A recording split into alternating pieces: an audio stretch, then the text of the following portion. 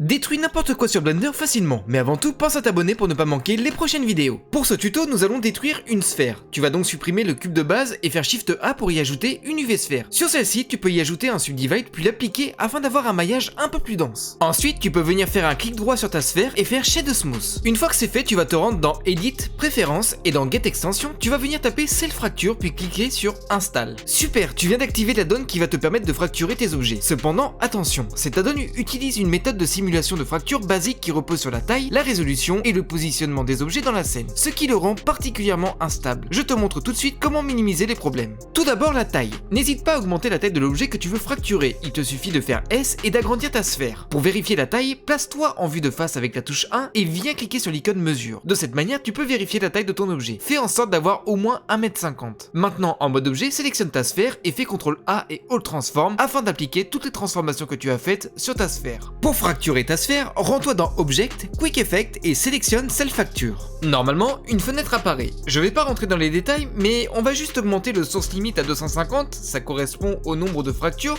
et passer le noise à 0,09 afin d'avoir des morceaux aléatoires. Un peu plus bas dans la section Scène Collection, nous allons marquer Fracture. Cela permettra à Blender de créer une collection où tous les morceaux seront regroupés. Clique sur OK pour valider tout ça. Laissez Blender faire ses calculs. Cela peut prendre plus ou moins de temps selon la puissance de votre PC. Une fois que le calcul est terminé, vous verrez que notre sphère est bien fracturée. Et en consultant l'outliner, tous les morceaux sont répertoriés. Avant de s'amuser, pense bien à rendre ta sphère de base invisible dans le viewport et dans le rendu. Maintenant, sélectionne un morceau de ta sphère afin de lui apporter des propriétés physiques. Dans la partie physique, choisis Rigid Body, laisse bien le type en active et dans la partie Dynamics, on va juste augmenter un peu rotation afin de freiner la vitesse de rotation des morceaux. Maintenant, si j'appuie sur la barre espace, on peut voir que le morceau tombe vers le bas. Ça veut dire que tout fonctionne et je peux donc appliquer ça à l'ensemble des morceaux. Bien évidemment, on va pas le faire un par un. Fais en sorte que ton morceau soit bien sélectionné, puis avec Shift et ton clic gauche, viens sélectionner l'ensemble de ta sphère. Assure-toi que le premier morceau sélectionné a ses contours légèrement jaunes, cela signifie qu'il est actif et qu'en quelque sorte, c'est une référence. Du coup, rends-toi dans Object puis Rigid Body et ici tu peux faire Copy from Active. Et si tu fais Play, tu verras que cette fois-ci c'est toute ta sphère qui tombe. Maintenant, il ne te reste plus qu'à ajouter un plane que tu places en dessous de ta sphère, ajoute-lui un Rigid Body mais de type passif cette fois, et si tu fais Play, tu peux voir que ta sphère se détruit au contact du sol. Bien entendu, tu peux t'amuser à détruire tes objets de multiples façons. Et voilà, tu sais fracturer tes objets pour faire des visuels intéressants. J'espère que cette vidéo t'a plu et de mon côté, je te dis à très vite pour le prochain tuto.